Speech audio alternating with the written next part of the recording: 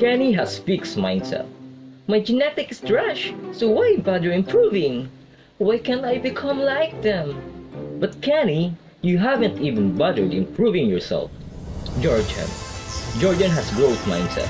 He believes that all of our abilities can be improved through diligent practice and repetition. Whenever Jordan experienced difficulties, he just laughed at it. For Jordan, there is no trash genetics, only trash mindset. Why? Because Jordan also started just like Kenny. Back in those days, Jordan is weak, skinny, and awkward kid. But through countless practice and repetition, he developed himself to where he are today. That made Jordan respected by his tribesmen. So there are two mindsets, fixed mindset and growth mindset. Fixed mindset is the belief that your ability is already set in stone and cannot be changed. Meanwhile, growth mindset is the belief that your ability can be improved with practice. By the way, my name is Kenneth B. Sarmiento and I help the younger generation go through from Kenny to Jordan transformation through self-improvement. Without further ado, let's get started. During my younger years, fixed mindset is really one of the biggest problems that I frequently encounter. Why? Because my past action and belief keep my mind in fixed mindset mentality. Like, oh, you're not smart, so why bother studying? Or, look, no matter how much effort you make, there is someone who will score greater than you. Having fixed mindset is just like a bird with wings that believes his entire life that he cannot fly. Well, he would never know his capabilities until he tried, right? This is why to become top student, you need to replace that fixed mindset with top student mentality. Just like the saying, half of the battle is won by simply having the right mental attitude. So let me share you an experience of my grade 7 days. It was the grade level that I started focusing more on studies. As in, most of my thoughts and action are obsessed over, oh, how can I become top student? As time passed by, as I start putting more the work, I started seeing the result. Like, I begin having the grade of 91, 92, 93. It really made me happy. However, deep inside, I feel like an impostor and that I do not have the capabilities to repeat this achievement again. Looking back, I also realized that it is my fixed mindset that prevents me from exploring more beyond my comfort zone and to have the confidence to compete with other people. Looking back, I also realized that in order to replace fixed mindset with top student mentality, first, you need to have stock of undeniable accomplishment, whether it is big or small. Second, you need to update your self-image and belief into something that would align with your goal. You cannot become top student if you have this mindset of, oh, I'm not a genius, so why bother studying seriously? In my case back then, I am still not aware that updating my beliefs and self-image is as important as having big and small accomplishment.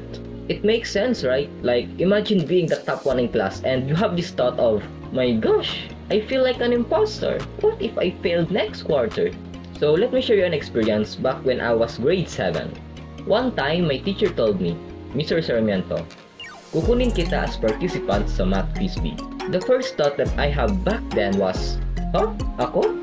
Hindi naman ako magaling para maging representative sa school competition. It was very downgrading because I really do not have the confidence to try and explore new things because I was stuck in the fixed mindset of hanggang dito lang ang kaya ko. Okay, back to the story. I was ready to say no to my teacher when he suddenly said, oh, isasali ko rin si Dustin and Kevin.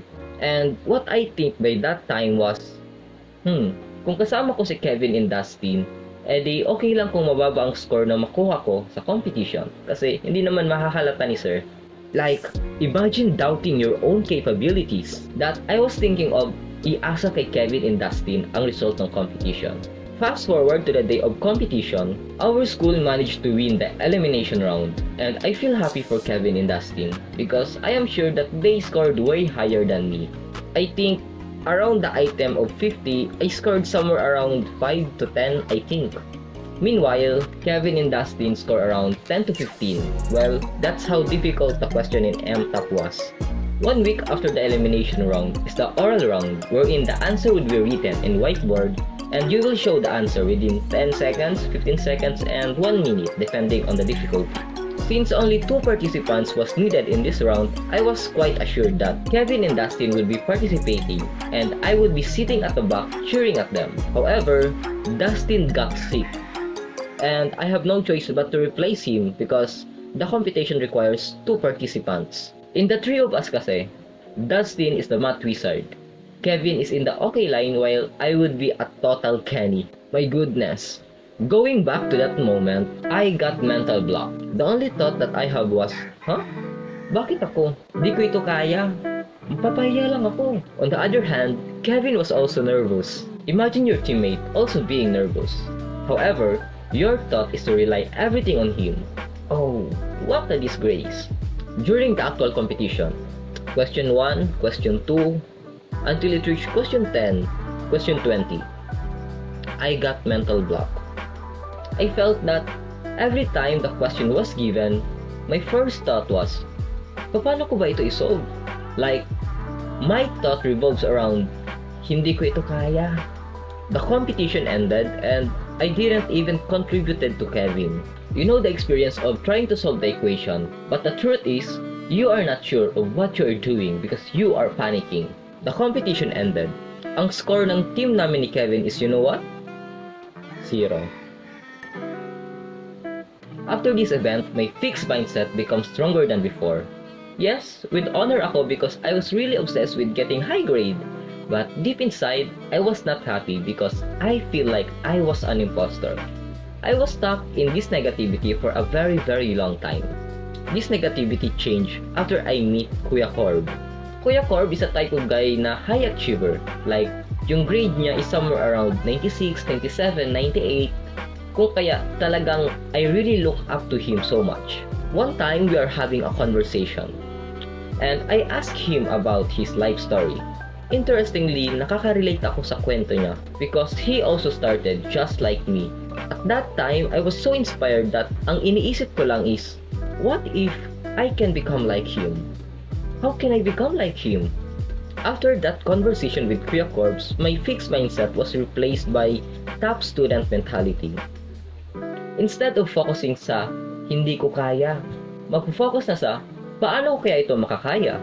Instead of focusing on my own limitation, mag-focus na sa what are the things that I can improve.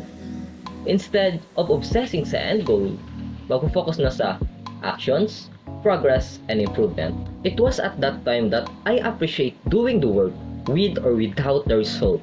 To create the system of doing the work even when you don't feel like doing it. Ganito naman talaga kasi ang life. In the first few months or years, wala kang makikitang resulta. But as years pass by, you will just look back and say, wow, super laki na pala ng improvement ko. You just have to do the work each and every single day. Always do your best to your future self. Mwah.